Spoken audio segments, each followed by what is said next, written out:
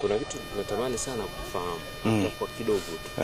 Aliyekupa taarifa alikwambia Ima amefariki kwa mazingira yake? Mdogo wake. Mdogo wao wa mwisho yuko pale kalala pale. Sijui ni swali la kimtego hili.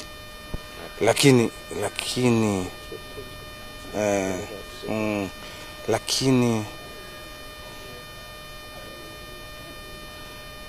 ananiambia tu mdogo wake wa mwisho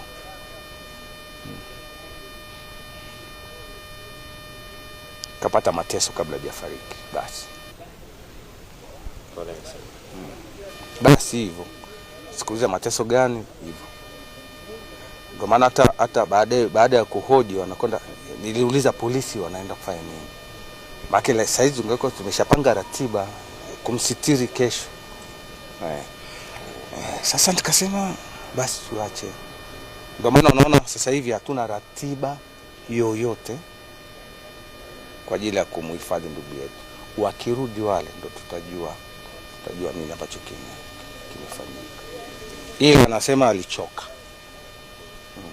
Kwa maelezo ya mdogo wao wa mwisho pale. Sasa basi ndio tunasubiri, hatuwezi kufanya chochote sasa hivi. Hata ratiba hatuna. Tusubiri labda watakapotoka. Na wao wameniambia kwamba wakitoka kule tuje kutuambia, ndio tutapanga ratiba sasa namna ya kumstiri ndugu yetu. Ulifanikiwa kwenda hospitali? Sijafika kabisa. Kwa mazingira ambayo umeyapata wewe ya kuelezewa na mdogo mtu pale. Kwa mtu ambaye anakuja Dodoma anataka shiriki msiba huu, unaweza kumpa ramani ya kufika eneo hili? Ukipita hii barabara ya Dar es Salaam, ukifika Meriwa pale, ukifika Meriwa pale hii njia kuingia huku, wao wanajua. Ukifika kwa mwenyekiti wa serikali ya mtaa, shule ya Nuru, basi hapo ukiuliza ni maarufu sana kwa kina MC Pilipili watakwambia. Kanisa la Roma la Swaso. Kwa mfano mtu ambaye anatokea eneo la hii barabara ya Arusha, kule Wajenzi kule, aje na barabara ya Waziri Mkuu Royo, unakuja moja kwa moja mpaka Kona Beach wanapaita. Kona Beach atapita mkono wa kulia, wanaita barabara ya Mashineni. Ukija hapo kwenye matofali kwa Shayo, wewe utauliza tu kwa kina MC Pilipili wanapajua. Karibu na kanisa la Roma hapo. Unafika pale. Nakushukuru sana na pole pia kwa msiba. Pole na nyinyi. Ni familia ambayo ni ya kwangu.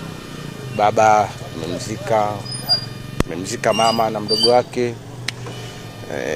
Ndio nilikuwa nawaambia ndugu zangu hapo akina wazee majirani.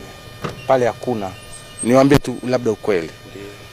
Huu msiba tunaubeba sisi. Nilikuwa na kikao cha ODC hapo, nimeshindwa kwenda. Hawa kina Roda hawana chochote ambacho wanakijua. Lazima tuwabebe tu. Nilikuwa naongea na wazee pale. Wakitupa ile ratiba basi ndio tutaangalia namna ya kumstiri ndugu yetu pale. Kwa hivyo sasa hivi wakitoka kule ndio atatuambia. Hatuna ujanja. Lakini kijana moja ambaye hapa mtaani hakuwa na maringo, akija akipaki gari yake pale, zote anatembea hizo. Anachekesha, anafanya nini?